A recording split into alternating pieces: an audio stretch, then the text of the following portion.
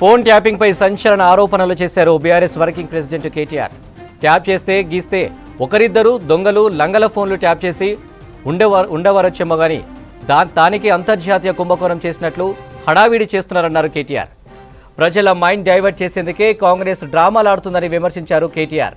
Phone tapping పై సంచలన ఆరోపణలు చేశారు BRS working president KTR. Tap చేస్తే గీస్తే ఒకరిద్దరు దొంగలు లంగల ఫోన్ ట్యాప్ చేస్తే ఉండొచ్చేమోనన్నారు. దానికి అంతర్జాతీయ కుంభకోణం చేసినట్లు హడావిడి చేస్తున్నారన్నారు కేటీఆర్.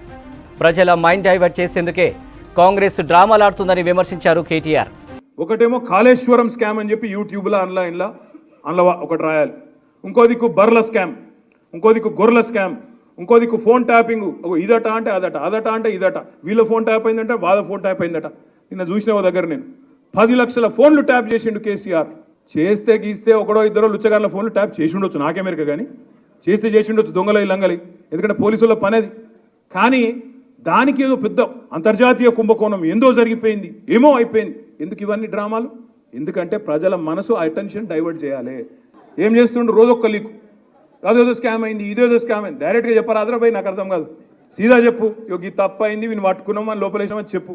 దానికి ఇక్కడ లీక్ ఇచ్చుడు, అక్కడ లీక్ ఇచ్చుడు, యూట్యూబ్లో ఎవరినో ఎల్లనను మళ్ళనను పట్టుకొని వాంతో చెప్పించుడు, తుల్లారలేస్తే తిట్టిపిచ్చుడు, ఫాల్తు మాటలు ఎందుకు నాకు అర్థం కాదు. ధైర్యం ఉంటే చెయ్యి, ముఖ్యమంత్రి నువ్వు, అధికారం నీది, తప్పులేం జరిగినాయో బయట పెట్టు, లోపలే ఎవరెవరు నేస్తావే మేము వద్దంటలేం కదా. 6 గారడీలు అంటే ఏంటి?